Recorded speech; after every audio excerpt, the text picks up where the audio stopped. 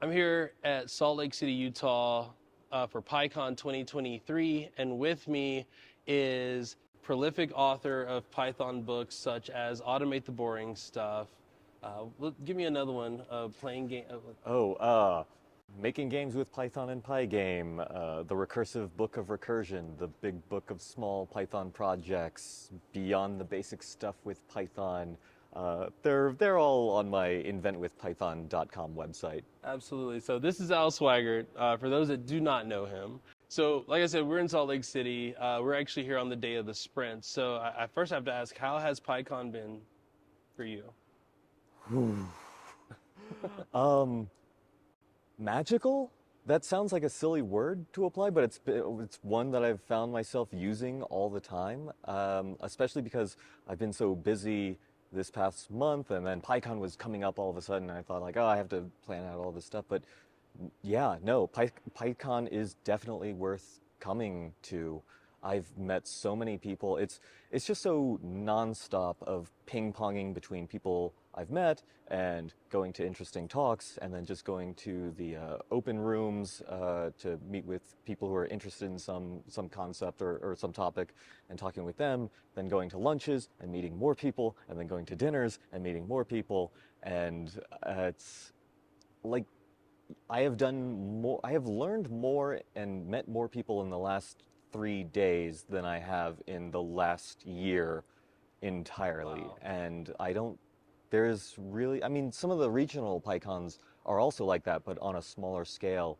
So it's almost overwhelming, especially if you are really hardcore about trying to make the most of PyCon, which I really advise people to do. There's several like little mini guides on how to spend your PyCon, because the first few that I went to, I would go to the talks, and then I would kind of like meet some people, but I would never follow up with them. And so it was just sort of like, oh, well, I guess this was kind of nice. But once you realize what PyCon is for, and that's for meeting new people and making new friends and making new connections, uh, it's magical. I absolutely agree with you in that there is like a regional conference is, usually 2 to 500 people. And Yeah. then you scale up to, even post-pandemic PyCon that is, 2,000 people, 700 people, online, like a regional conference Yes. just as the online component. And, there's just so much happening. There's, you're catching dinner with people, you're meeting new people, you're playing cards in hotel lobby, you're doing all of these things. And in the meantime, you're learning about new technologies, you're learning about new projects that are coming out, you're getting to meet authors because, and that was going to be my next question is, how does it feel, with you being an author of books? People who know you know who you are. People might be able to read your badge, but it's like you're a celebrity, a faceless celebrity to some, and then like a not so faceless celebrity to others. How does that like work for you? I mean, okay, for me personally, of course, PyCon is always an immense ego boost because, I mean, for a lot of my day-to-day life, I'm just sitting at home or going to a cafe and just hacking out chapters, and I sort of forget that there's a lot of people out there who like the work that I do produce. And so it's really nice to meet readers and also just hear their stories. And I also get a lot of insights about what problems they're having with my work and how I can change that around. And yeah, it's really wonderful. I'm just doing book signings and I'm drawing little cartoon pythons next to my autograph, There and you go. and it's the perfect level of fame too, because I can come here and I feel like a rock star getting selfies taken with people, and then I get to leave and nobody knows who I am or cares Trips about to me the grocery whatsoever. store don't It's wind up going on TMZ. yeah, it's so it's really great for me. But even before I produced Automate the Boring Stuff, which was really the book that took off, coming to PyCon was just an immense experience. Um, PyCon was actually the first technical conference that I went to, and then I thought, oh wow, tech conferences are great. I should go to more of these. And so I would go to other tech conferences and realize like, oh, it's more like a trade show kind of thing. They're nice, but they don't have that certain magic. that PyCon has, the like friendliness and the openness. It's not just a bunch of vendors trying to sell you things. I love talking to sponsors, and it's like their first time at PyCon, and they're kind of like, it's kind of weird. I'm not used to this, so I definitely think Yeah. there's a different vibe that comes off of PyCon. Yeah, it's great. Yeah, so even if you're not that far down the Python path and or maybe you're just now learning to program, come to the conference anyway. It is totally worth it. They do have financial aid programs available as Yeah. well. Um, yeah, I can't sell this conference enough. It's great. That's awesome.